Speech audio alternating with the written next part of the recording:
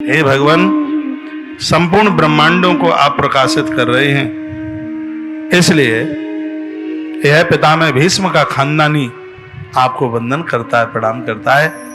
आप हमारा प्रणाम स्वीकार करें। भास्कर तो अद्भुत है, अद्भुत देव है।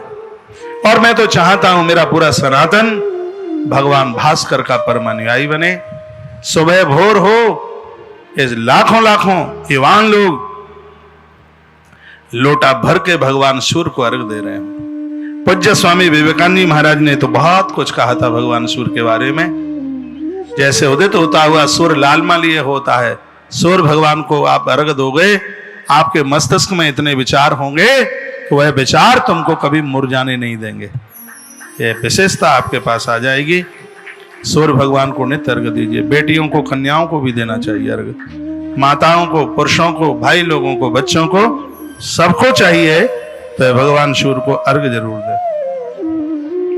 ये वर्षा कभी भी नहीं होती। इस वर्षा में युधिष्ठिर कहते हैं कि त्वमादायं सुभीतेजो निदागे सर्वदेहिनाम। युधिष्ठिर ने कहा, जमीन में से आपने अपनी किरणों के द्वारा इस पानी को खींच लिया।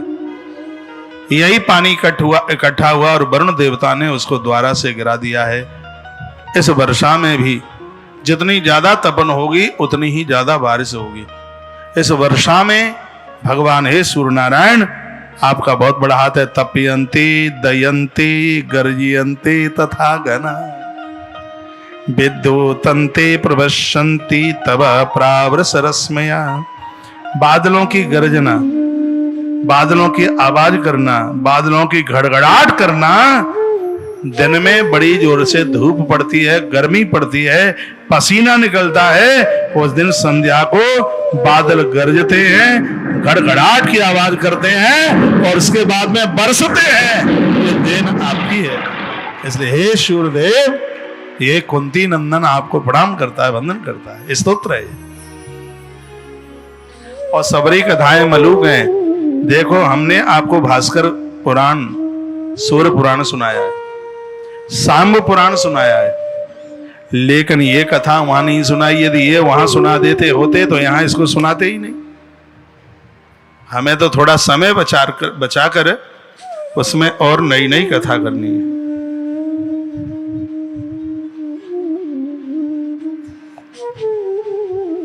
बहुत सुंदर स्तोत्र है। त्रयोदश द्वीपवर्ती गोविर्भासयसे महिम त्रयाणामपि लोकानां हितायैक प्रवर्तते। आप अपनी किरणों के द्वारा 13 द्वीपों को प्रकाशित कर रहे हैं। 13 द्वीप, पता नहीं कौन कौन से हैं, उन्हें आप प्रकाशित कर रहे हैं और अकेले ही तीनों लोगों के हित के लिए आप तत्पर हैं। आप कभी विश्राम नहीं लेते। धर्मराज युधिष्ठिर कहते हैं, भगवान आप कभी भी विश्राम नहीं लेते। बजरंगबली हनुमंत लाल जी महाराज आपसे कुछ सीखने के लिए आए थे। उन्होंने आग्रह पूर्वक निवेदन किया तो तुमने कह दिया था, हनुमान मैं रुकता तो हूं नहीं, मैं रुकता नहीं हूं, मैं विराम नहीं लेता। और विराम नहीं लेता तो तुम मुझसे कुछ कैसे सीख पाओगे। तो हनुमान जी ने कहा कि मैं आपको रोकना भी नहीं चाहता। गुरु वह है जो चलता ही रहे, रुके काहे को। पानी रुक जाएगा तो गंदीला हो जाएगा, साधु रुक जाएगा तो वो भी ठीक नहीं है। मैं आपकी तरफ मुंह करते हुए पीछे पीछे चलता रहूंगा। मेरी दृष्टि आपके चरणों में होगी, आप सुनाते रहना, मैं स्वीकार करता रहूंगा। धर्मराज युधिष्ठिर कहते हैं कि हे भगवान, आपने कभी भी विश्राम आज तक नहीं लिया है, कभी आपने विराम नहीं लिया। ये कुंती नंदन युधिष्ठिर आपको कोट से आभार वंदन करता है, प्रणाम करता है। आप मेरा प्रणाम स्वीकार करें।